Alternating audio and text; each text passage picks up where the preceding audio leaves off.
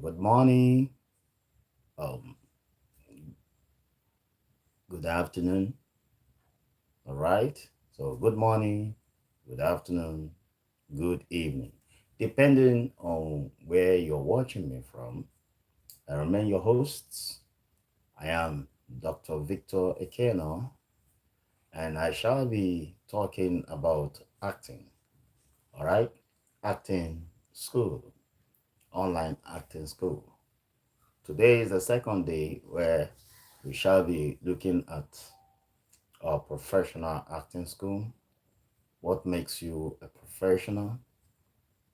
What differentiates you from other actors? What are those things that others cannot do that you can do? All right. And why acting? Also to uh, take our minds off that notion that acting is simple. A lot of people have that belief that acting is just simple. So tonight we shall be looking at what makes acting difficult. Is acting simple? All right. And if you are this type that you believe that one can just get up and do something, then you're not getting it right. All right. For you to learn, become a master over anything, you must inculcate that attitude of studying, right? Even in the Bible says that study to show yourself approved, a workman that needed not to be ashamed, but rightly dividing the word of truth. So the same thing with acting, where you divide the word of truth. So what is because ordinarily a lot of people would conclude that talent is enough, but talent is never enough. Talent is not enough. Talent is that raw material, you understand, that gives you um the ability. It's an inherent thing.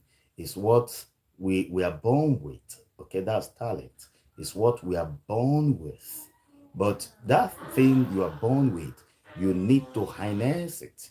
You need to allow someone groom you. Okay, so that's what I am on online to do tonight, where I need to groom you on those professional skills. You understand, so that you can become the best. You understand, so that you can become the best in what you do. Okay, you say you speak Spanish, no English. Oh, I'm sorry, brother. All right. So I don't know how to speak Spanish. Okay, I speak English. So I don't know if there's anyone that can interpret it for you. Let the person you can for you. So tonight I shall be talking on very sensitive profession, and that has to do with acting. Oh, sorry, my brother, don't be offended. Okay, Osiel, Del Angel, I love you. Eh, but if you can stay, actually, you will enjoy the training. Okay, so sorry for that. So I'm talking about acting. Why is it necessary to go into acting? Does it call for it? Is it not something that anybody can just wake up and do it well? That has been the problem over the years. You understand? Where many people believe that it's not something you can learn. I am actually trying to figure out if there is any profession that one don't need to learn. Now, even the aspect of trading, you will notice that a lot of the Easterners, the Igbo people precisely, Igbo extraction of Nigeria, they go into what is called apprenticeship, learning, okay, trading. Now, in the process of apprenticeship, you understand? You learn a new trade. You learn something. You become a master in that thing over time. The same thing with acting. Do you understand? Even when it has to do with even farming, you notice that a farmer must learn how to farm. As a child, you just watch your parents doing what they're doing, knowing how to dig, okay, a hole. You watch them cultivate cassava stem, and with time you notice that they now have to go and weed the farm so that the grasses will not actually choke the plant. Then at the end of it, or when it's grown and it's matured for harvest, you see them go to harvest. Do you understand? Now, as a child who is born into such a family, you realize that there come a time of famine. There also come a time, okay, that farming has to do with the clearing and the cultivation. Then there also come a time of weeding before we talk about harvest. Then if we are talking about mechanized farming, because they need to even irrigate it, you understand, need to also make sure that they pour water and all that stuff before we talk about maturity, where you need to harvest. Now let's go back to acting. The same thing is applicable to professional acting. In acting school, you understand, you get to learn how to pronounce words. Learn how to pronounce word. What is the right way to pronounce each word? And why would you use a sentence to mean different thing? Because a sentence can actually portray different thing. Do you understand? The way you pronounce your word when you are on set is actually different from another person who is not trained. So training is very essential. Training is very key. And here I recommend Broadway Production Limited, where I happen to be the chief executive officer, and is about acting. Okay, stage acting, film acting, and television acting, where we are going to teach you, even radio acting, the difference or differences between these world of acting. Now, for the film, for the film, the film has to do with picture. It deals with picturization. Do you understand? And it's called movie because everything moves. Everything moves. All right. So you know that there's a difference between acting for the movie and acting for the stage and acting for the radio. Now let's take for instance acting for the stage. The stage is a static environment. It's a platform. The stage has to do more on symbolism. The stage has to do more on symbolism. Okay, each motif symbolizes a particular thing, and on the stage you notice that you do more of projection, voice projection, where you project so that your voice can resonate the auditorium. Your voice can resonate the auditorium. Your voice can reach to the very last person who is seated at the back. Do you understand? So you project and do more of excess gesticulation. Excess gesticulation. That is for the stage. And the stage, the a whole lot of fakeness, where you try to portray a particular situation. That realistic of acting might not be there, might not be absolutely portrayed on the stage. Now let's look at acting for the radio. The radio is a blind media. You don't see, you only hear sound. So everything on the radio is synchronized into sound. Everything is synchronized into sound. That is for the radio for you. So everything that you do, you allow the audience see and hear it. When it comes to sound, you understand, is more is double in the sense that you make sure that you are able to synchronize your acting into sound. I'm talking about the radio acting. You understand? Because it's a blind media where you make sure that your audience take home exactly the message you want to portray. So we now know the difference between acting for the stage and the radio. That the stage is a static environment and everything boils down to symbols. Why for the radio is a blind media where everything boils down to sound. All right? So, having known that, let's now move into the movie. The movie, there is absolute verisimilitude in the movie where you observe that absolute believability is achieved with the camera. You understand? Because you deal with pictures. You deal with pictures for the movie. And the movie has the capacity to hold anybody bound. You understand? Especially when the story is beautiful and the acting is well articulated. Right? So now, why do we act? What is acting? Some people see acting as a representation of someone else's character. You represent it in a movie as a representation. There are different school of thoughts who talk about acting from different perspectives. There's another school of thought who believes that acting has to do with being the character, a personality. I love this very one, where you cannot differentiate Mr. A from the character Mr. A is portraying. So if Mr. A is portraying a medical doctor, you see Mr. A talk like a medical doctor. You see Mr. A react like a medical doctor.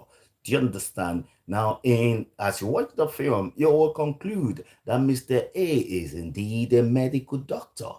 Not until when probably you now read the profile of Mr. A, you now get to know that Mr. A does not know anything about medicine.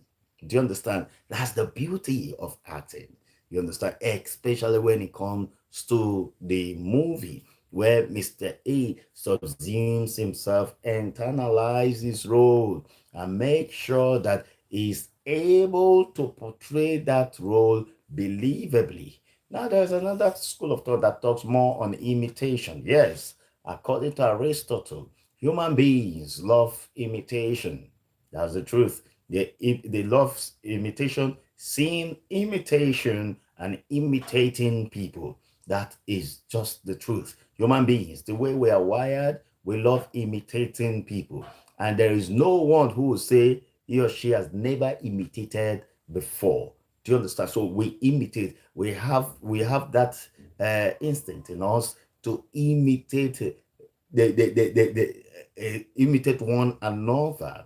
Do you understand? So to imitate is not bad, but when you imitate rightly, you understand. So in the course of this online acting school, we shall teach you how to imitate absolute mannerism of a particular person. Absolute mannerism, how to project words, how to articulate your point. Do you understand? That will make someone wanting to watch you over and over and over again. Do you understand? So it boils down to imitation. There are some persons who are gifted when it comes to voice imitation. Some are gifted when it comes to body gesticulation, where you gesticulate. Meanwhile, for the movie, you need excess gesticulation. The camera is there to portray the believability.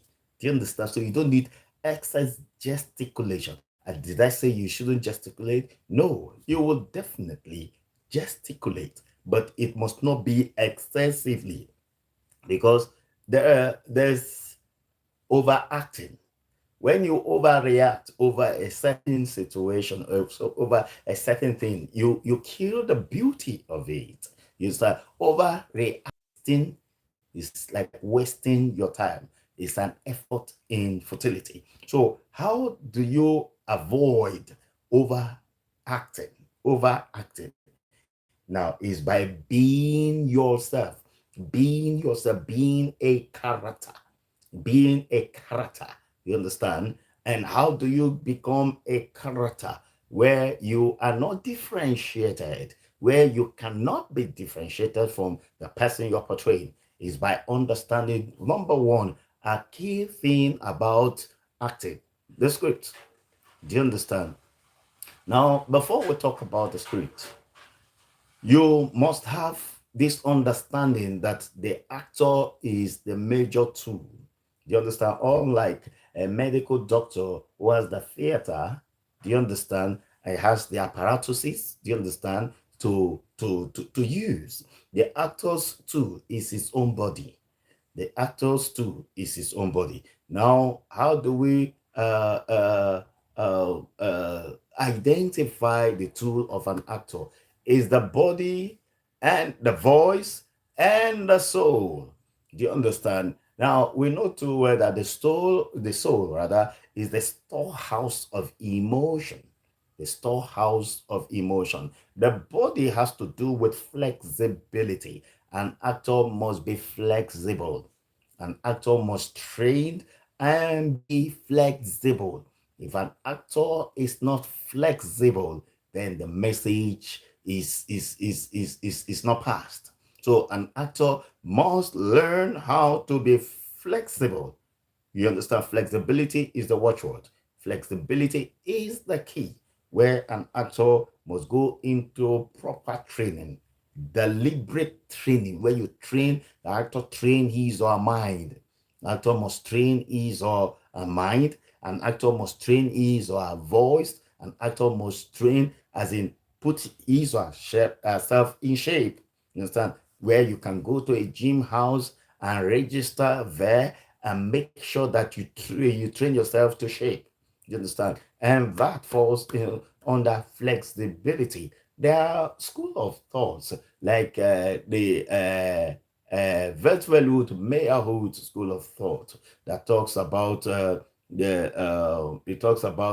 biomechanism, where the actor's body becomes his mechanism. Do you understand?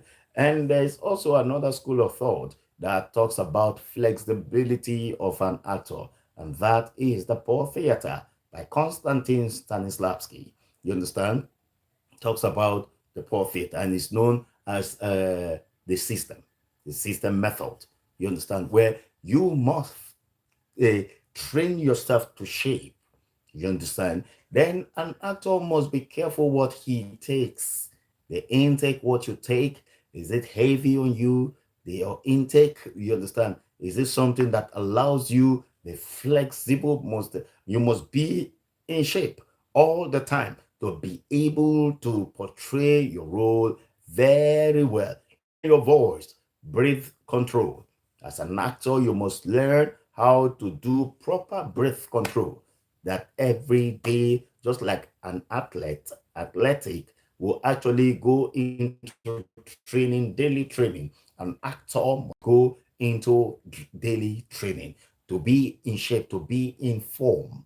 Do you understand? So you must learn how to put yourself in shape so that that flexibility is attained. You must also learn as in how to use your voice and your soul. The soul of a character is the storehouse of emotion. That's the face. Now, it is what the soul conceives. That's what the face can project. You understand? The eyes of an actor is the window of the soul. You can know what an actor is thinking, how the actor is feeling through his eyes. Do you understand? So the eye of an actor is the window of the soul, and the face is the storehouse of emotion, where if the person is lying, you will know. If you're a professional, you look at the person very well, the left eye will actually betray the person. You understand? And if someone is in love, you understand, for a woman, for instance, you notice that the pupil of the woman's eye is a bit bigger at temporarily at that moment. So the soul, you understand, it projects all these using the face. You understand? So if we talk about emotional reality is that aspect of professional acting where you act believably, believably, convincingly. Emotional reality, where you portray how you feel in the inside, outside.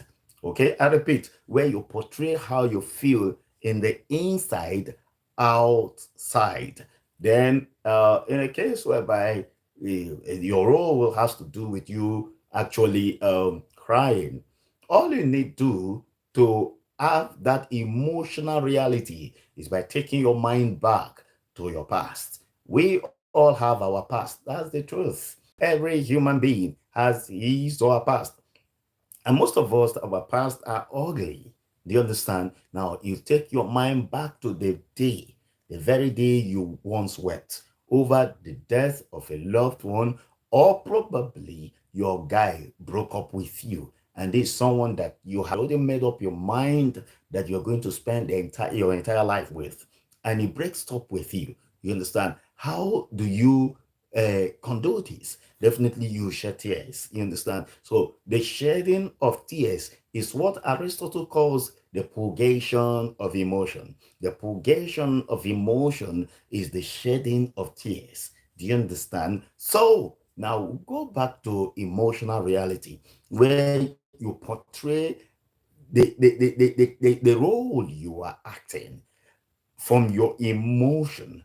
And when you do that, you involve your face, your body, entire body, you involve your voice, and your feelings becomes that crowning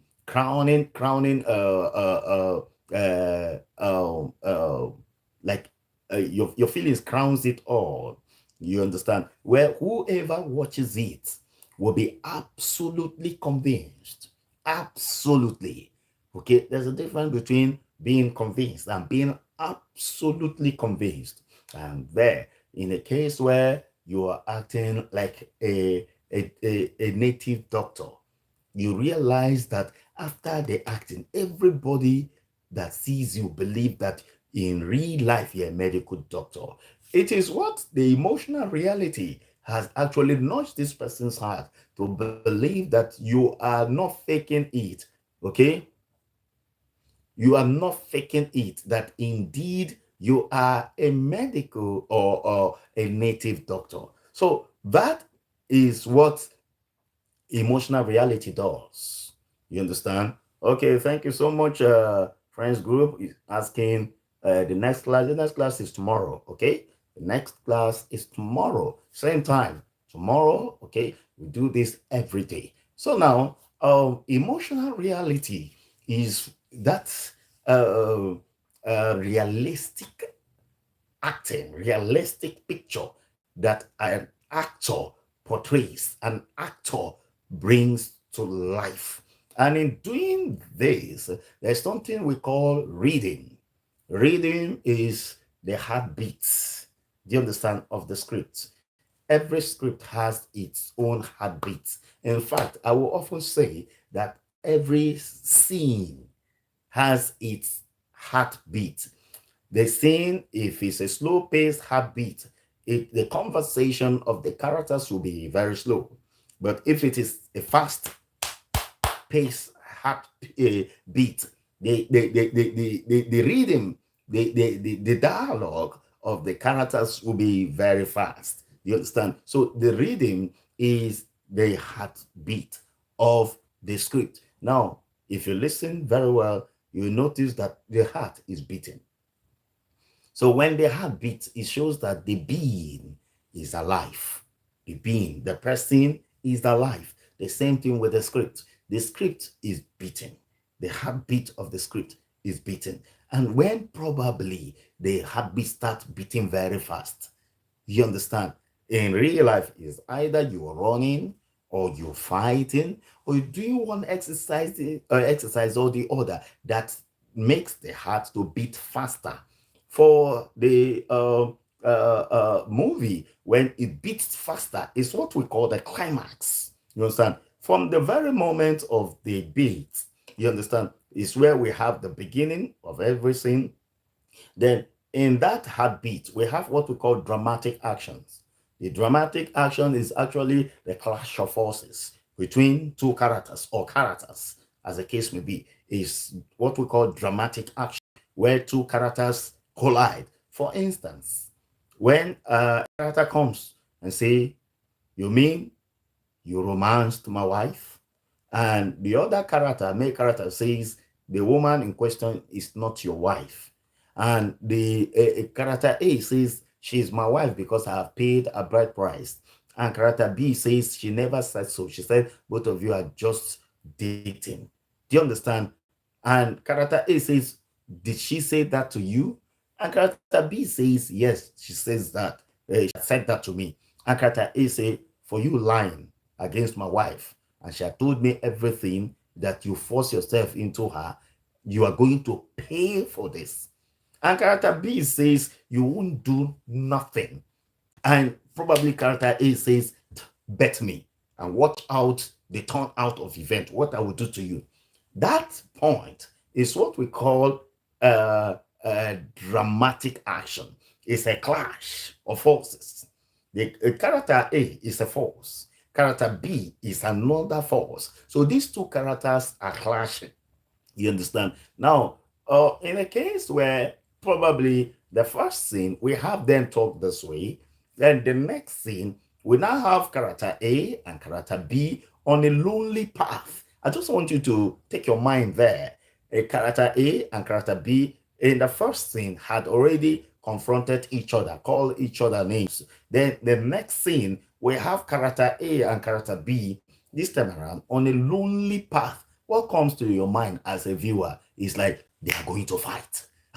Let's see what will happen. Do you understand? Now, if character A looks at character B sternly, and character B looks at character A and say, I told you I'm going to catch you. And character B says, yeah, mine. Let's dig it out. Do you understand? And they look at each other, probably putting their hands in their pocket as if they have a weapon. You understand? And suddenly there is another character, character C, who comes, you understand, and says, okay, character A, I had wanted to give you a check. Good thing I'm seeing you now. Can you just follow me to my office? Do you understand? He has disrupted that dramatic action. Do you understand? And probably character B now says, or character A says, okay, let's go. And before he leaves, he tells character A, you will hear from me. It is not over. At that point, it's what we call cliffhanging. Cliffhanging, all right, where this character or the characters are hanging their conflicts, they are hanging their disagreement for a later scene. Do you understand? It's what we call cliffhanging. Cliffhanging is a linking chain where each scene is beckoning on the other. All right? Each scene is beckoning on the other. And it's actually a conflict. Do you understand? I often tell people that if there's no conflict, there's no drama. If there's no conflict, there's no drama. And if there's no drama, you understand, without conflict, then what's the essence? It's a wasted exercise. So conflict is very key. You understand? So for us not to model everything together, I've talked about acting. I've talked about different school of thought and their ideology about acting. I've also talked about emotional reality, that it is that emotion that we see. You understand? It is what help actors to act believably. Do you understand? So now we've talked about rhythm. We said the rhythm is the beat. You understand? For each scene has a rhythm, and the holistic script itself has its own rhythm. There are some scripts whose rhythm are low pace. There are some scripts whose rhythm are quick pace. In fact, people tend to watch the ones with quick pace than the ones with low pace. You understand? Depending on the temperament of the person. Although, when I say quick pace, it might not be like pump action, action, action, action. It might actually have a touch of action, but the dialogue are not something that you say with slow pace, kind of. It comes in quick successions. Do you understand? Then it takes us to beat.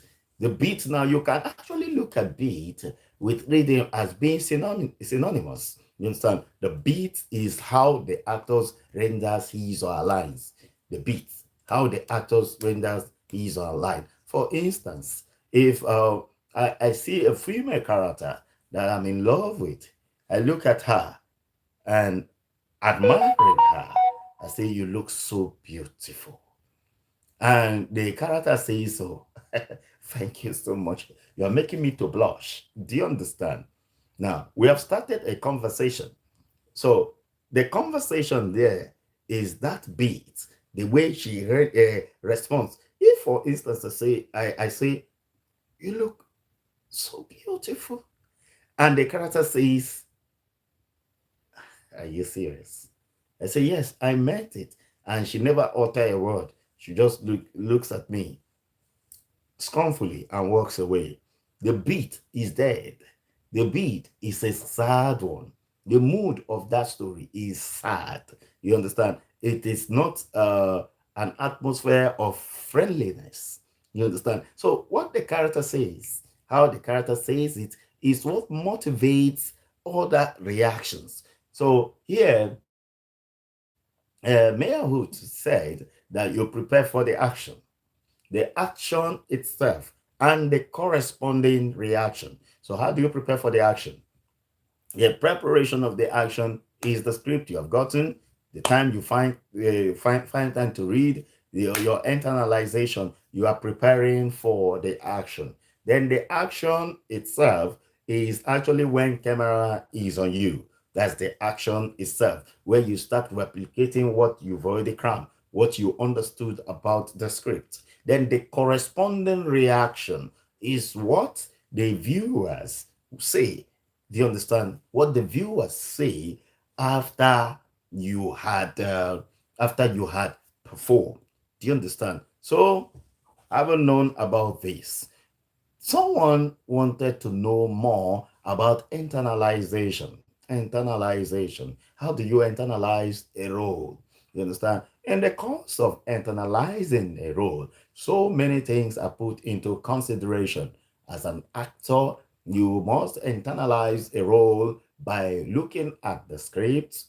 You find out about the genre of the script. What type of story is this? What type of acting is this? Is it a comedy, a story, or is it tragic comedy? Okay, comedy stories are stories that are full of hilarious scenes that make you laugh, scenes that make you happy. So it's comedy, hilarious scene. Then tragic comedy is a blend of tragedy and comedy, where you laugh today, in this scene, the next scene you are sad. It's a blend of happiness and sadness. Why tragedy is just sad mood, sad situation. Do you understand? And in real life, we tend to have the good mood when you are happy and when you are sad. Do you understand? Now, a story is said to be tragedy when the story ends sadly, when a character dies. Do you understand? Now, I have seen a film where the protagonist died, and I said, no, this story is not well told. The protagonist of any story ought not to die. You know why? The protagonist is the conscience of the people. The protagonist is the good man, the protagonist, not the antagonist. The antagonist is supposed to die. That's what we are projecting to the society, that whoever is evil definitely will have a sudden end. You understand? So the villain or the antagonist, in another word, is someone who is always at the neck of the protagonist. The protagonist is the hero.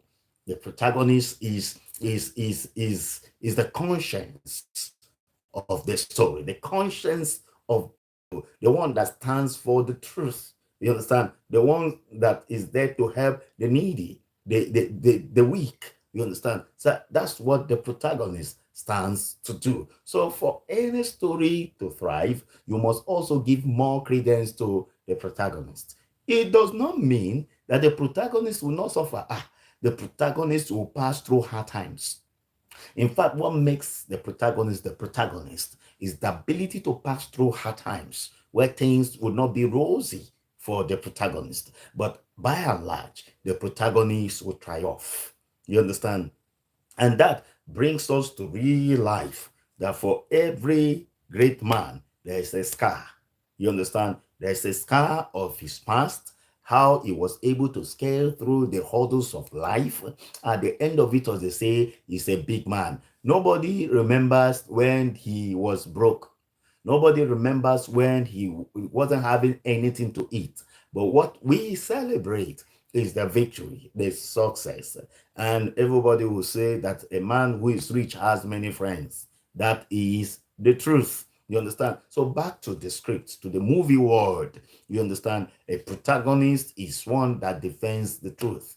He stands for the truth. You understand? He's always against evil, fights against the villain, the antagonist. Do you understand? So when reading a script, look at who is the protagonist of the script. If the protagonist is Mr. Obi, for instance, why is Mr. Obi the protagonist? You are trying to get a proper characterization. You understand? Is if Mr. Obi is from a poor background and is in the midst of the rich, is Mr. Obi the foretold prophecy? You understand? That's why most times you see a script where the actor is from a very poor background, yet it is told or it is said that the poor man, the protagonist, will be the rescuer. He will be the savior of the people. So you find out, why is this protagonist bearing Obi? Who is the father of this protagonist? Now, who is the mother of this protagonist? There are some of those things that are not spelled out in the script. As a professional actor, you should find out yourself. You should introduce it yourself. The age of the character may not have been written out, but from the lines of the character, the doings of the character, what other characters say about this character, you understand, and what the script says about the character, you can unravel the age of this character. And that's what differentiates us with other persons. Where when we look at a professional script, we look at the structure of the script. Now you may be asking, how come a script has a structure? If you look at every professional script, you will see the description from the playwright, the description that a character comes out, scene one, the character comes out, looks around, yawns. Do you understand? And probably goes in. Now, two things comes to mind. Is either this character who just came out and later went inside is hungry or is feeling sleepy. Do you understand? Now, that's the structure. If the character is hungry, why is the character hungry? Does it mean there is no food? If there is no food, that means the character is from a poor background, invariably. Or the cook has not made provision for food. Do you understand? If for the first scene, the second scene, the third scene, you notice that this character is consistently yawning, invariably, this character either is a glutton, or has big appetite, or the character is actually from a poor background. And such a character that yawns repeatedly should have ulcer.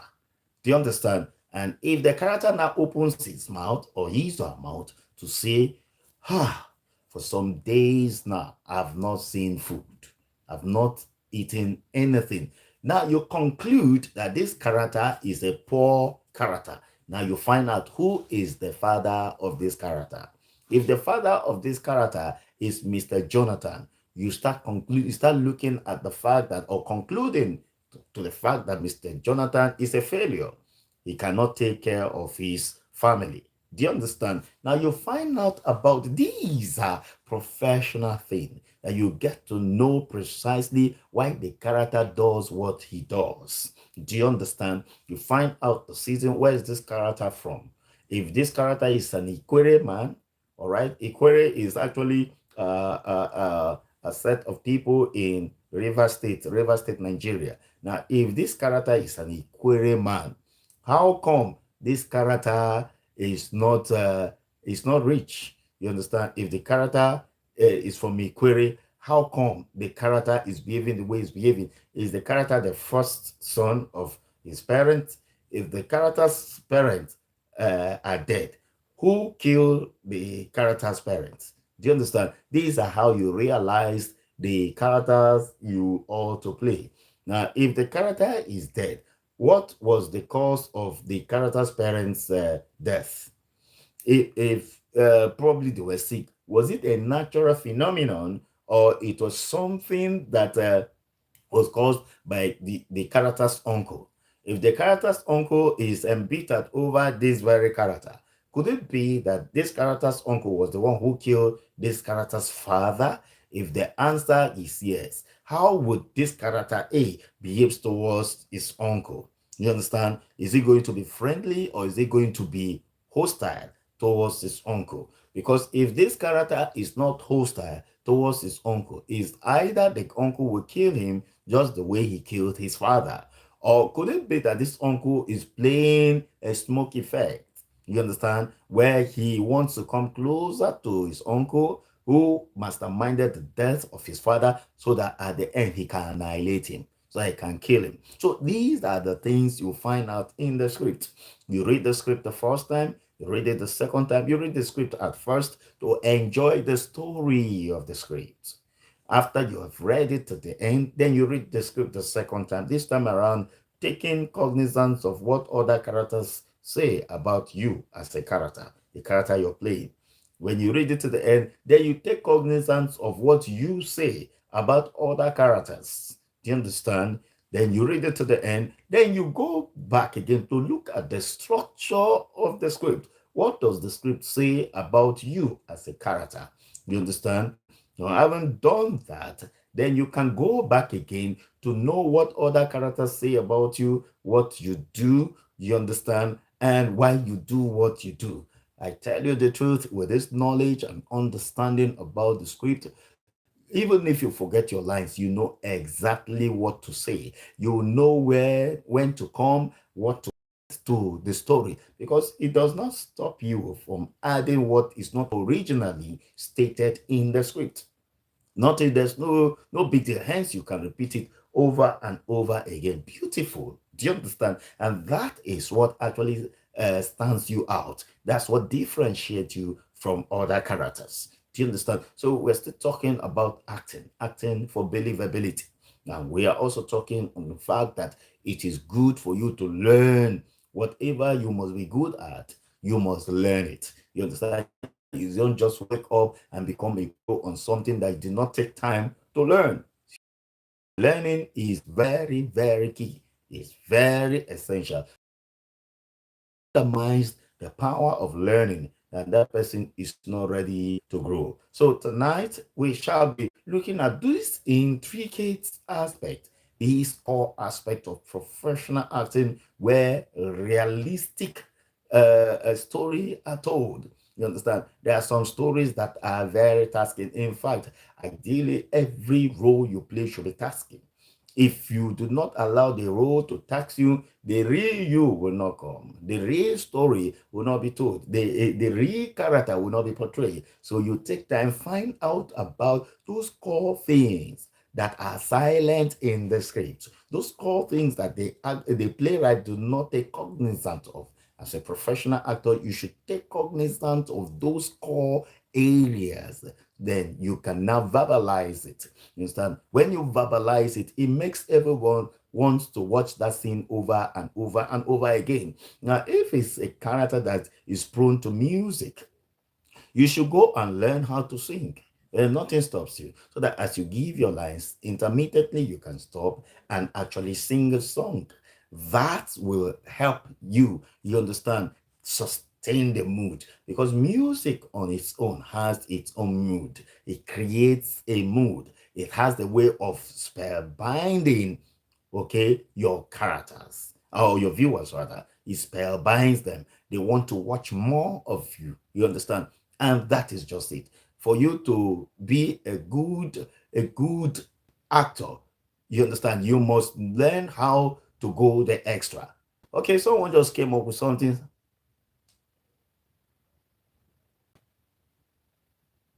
Okay, thank you so much. All right. So you just need to go extra. You go extra.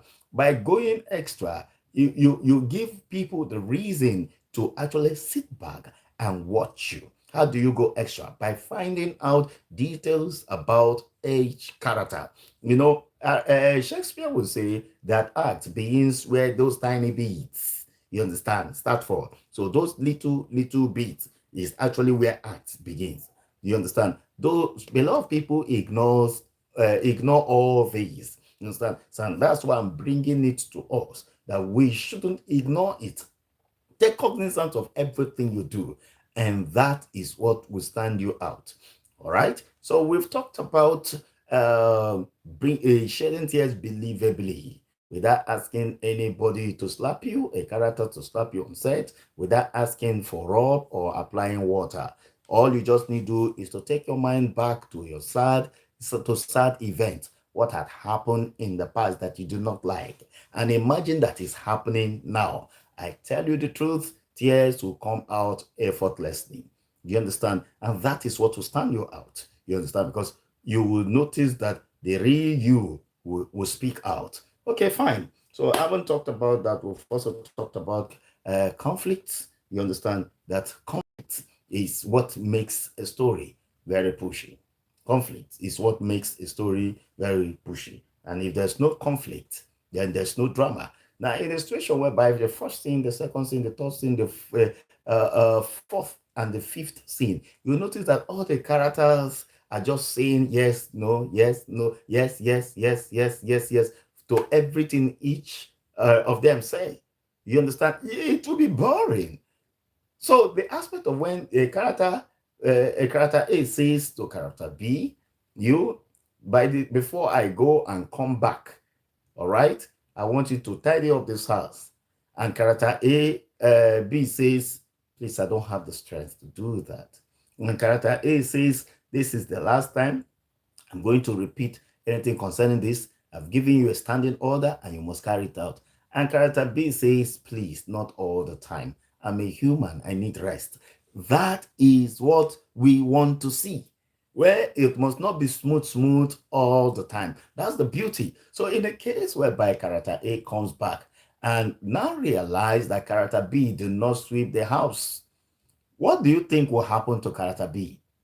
And what do you think will happen to the audience? The audience will like, the character A is coming. Let's see what will happen. And if it now happens to be that the character A is the owner of the house, do you understand? There is every tendency that friction will happen. It will occur. Friction definitely will occur. And that is the beauty of storytelling, where there is always friction. Friction between one character to another. You understand? But in the case whereby everything just happens smoothly, you say, okay, before I come back, I want you to tidy up this house. And you say, yes, sir. You understand? And before the character A comes back, character B has already tidied up everywhere. And the next thing, character A says to character B, please, I am hungry. Get me food. Character B says, yes, sir. And goes to the kitchen, prepare assumptions meal, and gives it to character A. Character A eats and says, thank you. The third thing, character A tells character B, please, I want you to get me warm water. I want to have my bait. And character B says, yes, sir.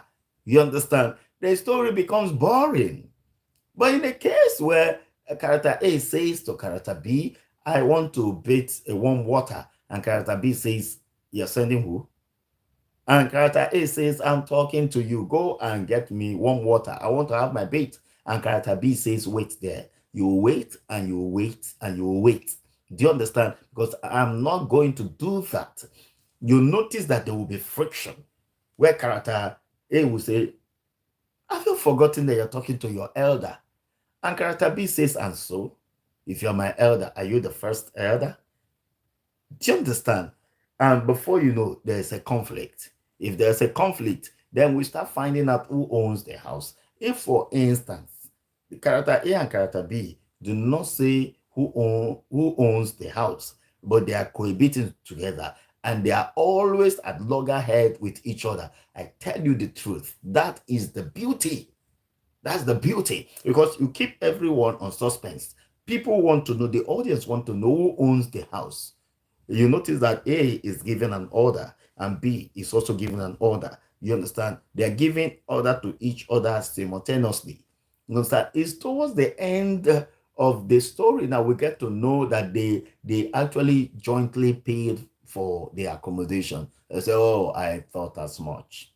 I thought as much." Or probably at the end of the story, we now notice that the house is actually owned by character B, but character A is an elder age-wise to character B. We now say, "Oh, I thought as much," because character A is an elder to character B, so he's trying to oppress character B. So these are conflicts.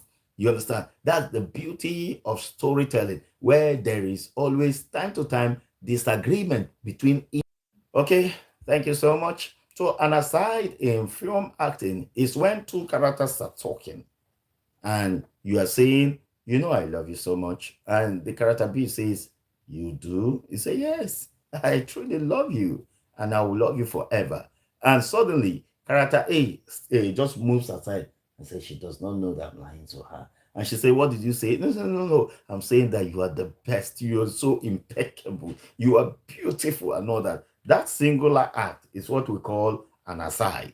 You understand? Where the character in question just turn aside and whispers a word. Now, character B will claim that he or she did not hear but what, or did not understand what character A says, only hear sound. Now, how do we know that character B hears sound?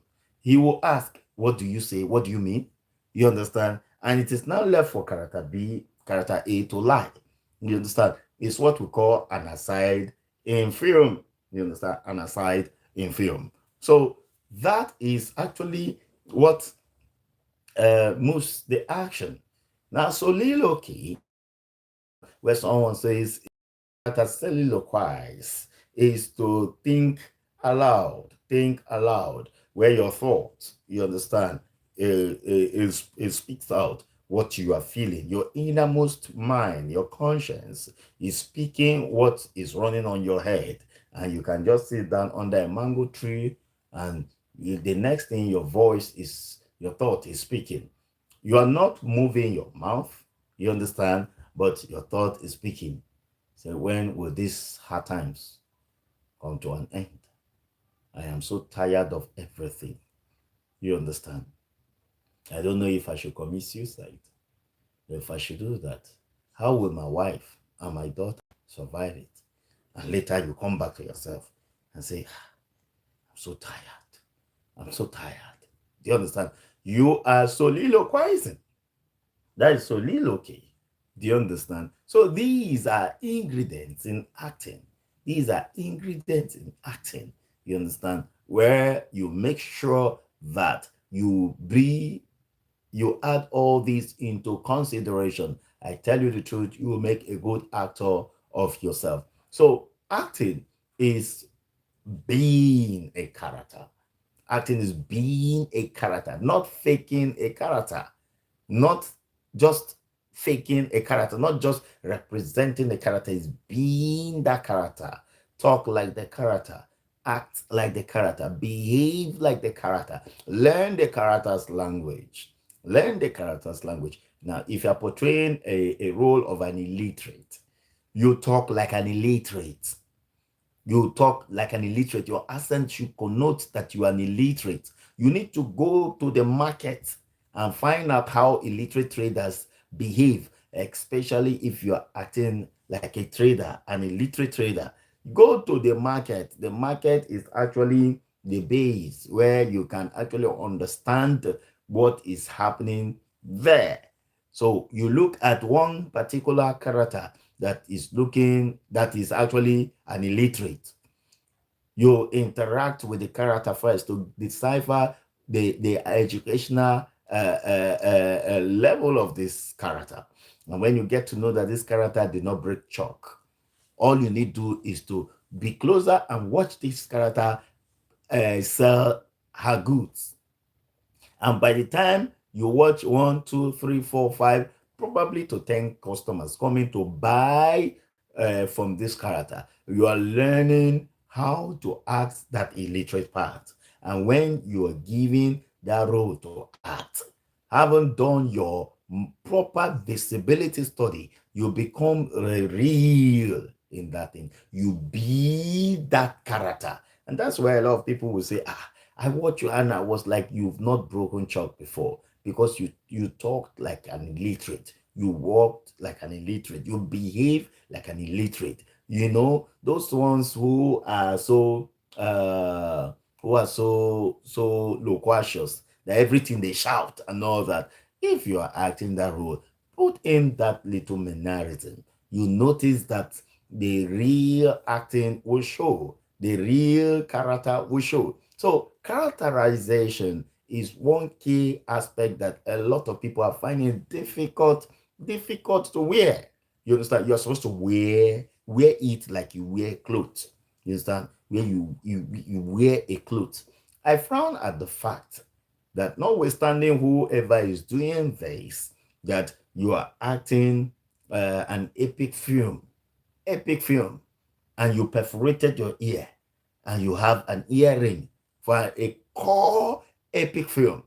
If you are acting a slave scene, you understand, and you perforate your ear, and there's something like a stick inside. Is a different thing. It's actually for identification of a slave. The slave masters do that in the past, either the nose or the ear. Do you understand? To identify their own slave.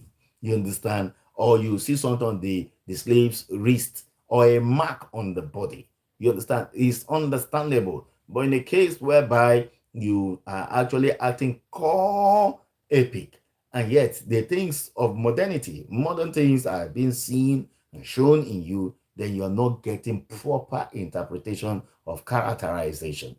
Although if it's a film that has a cross section between the epic and the contemporary, that can be tolerated, especially when you are now on the contemporary scene. You are acting the contemporary side. But when you are acting the epic side, let epic be epic and let contemporary be contemporary. Now, if we are talking, since we are talking about believability, I hate when you watch a film and you see much light, intensity, much intensity, and you start asking, in real life, is it this way? In real life, is it this way? That even at night scene, you see a character well made up, face painted, you understand, dressed like he or she is going for a party and is in the back line. Where is the aspect of believability?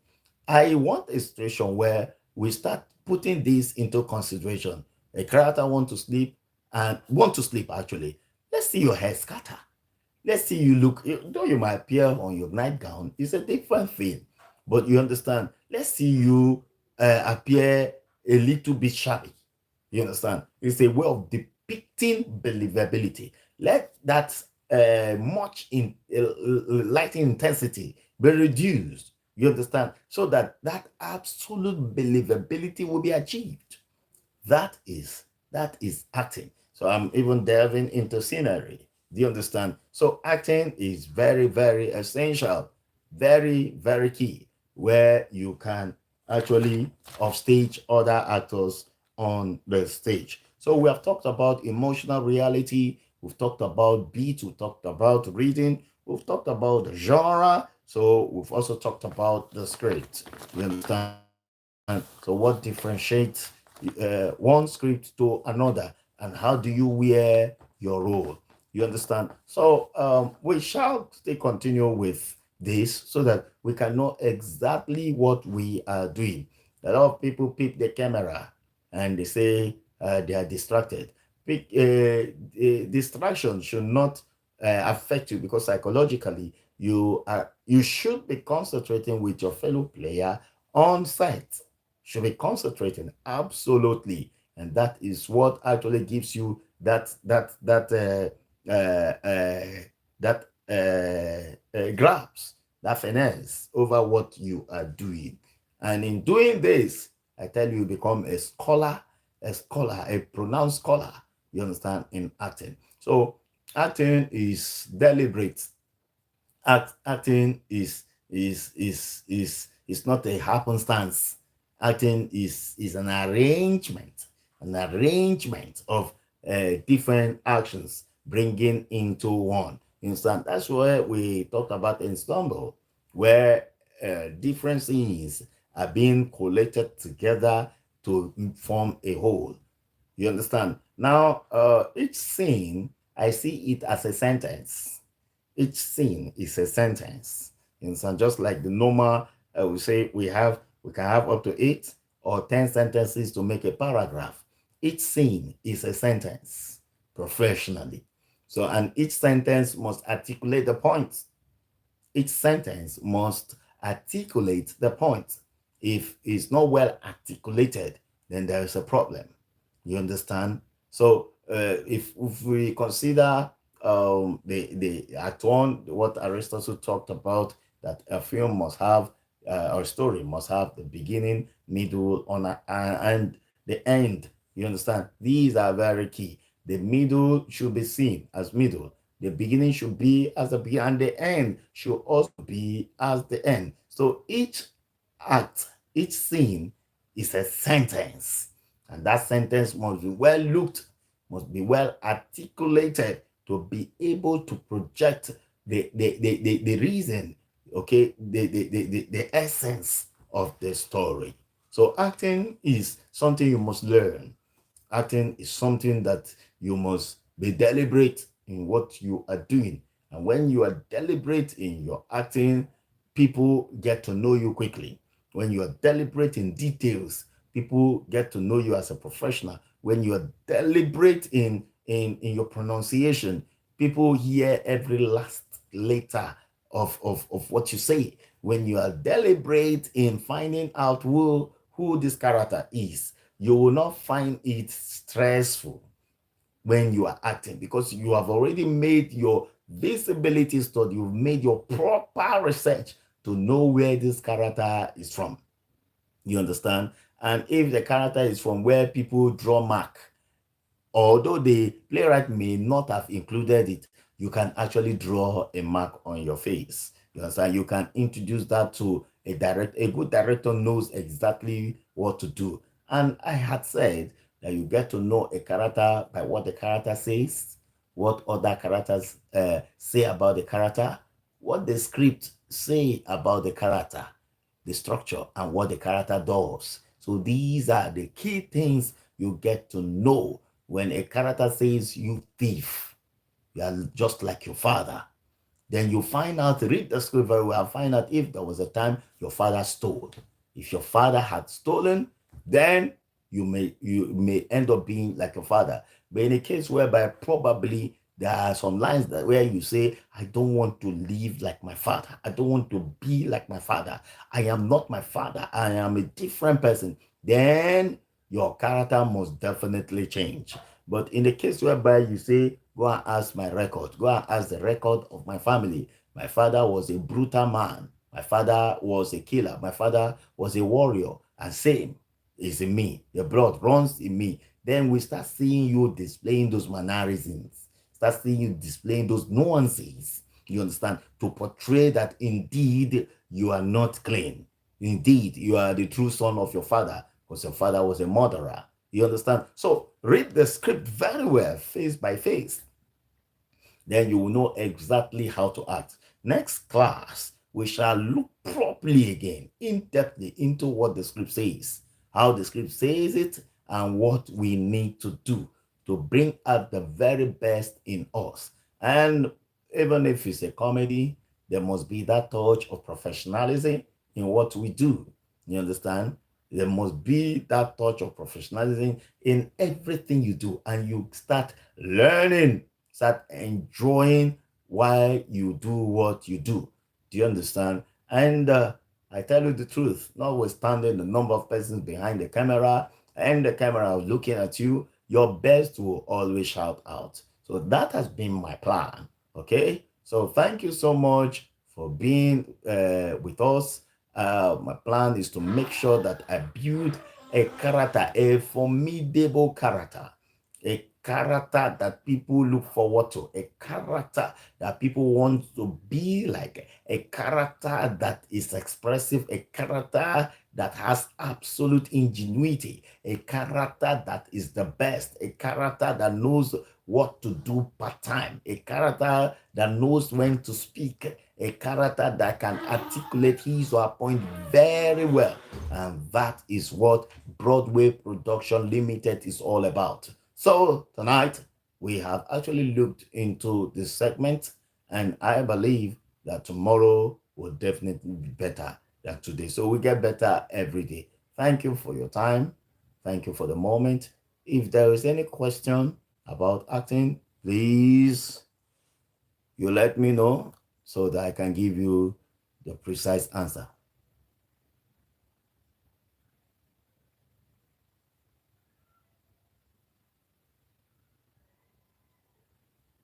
Okay, fine. So you're a theater scholar. What am I going to demonstrate it with when I'm teaching? Or do you want to come over here so I can demonstrate it with you? Thank you so much. Thanks for your contribution and your observation. I appreciate. So, if uh, you had read engineering and you are into the theater field, nothing stops you to go do a program in theater arts, so I get to know all these intrigues. You get to know what you should do part time and knowing the name of what you're doing, because ignorance is not the best. It's not an excuse.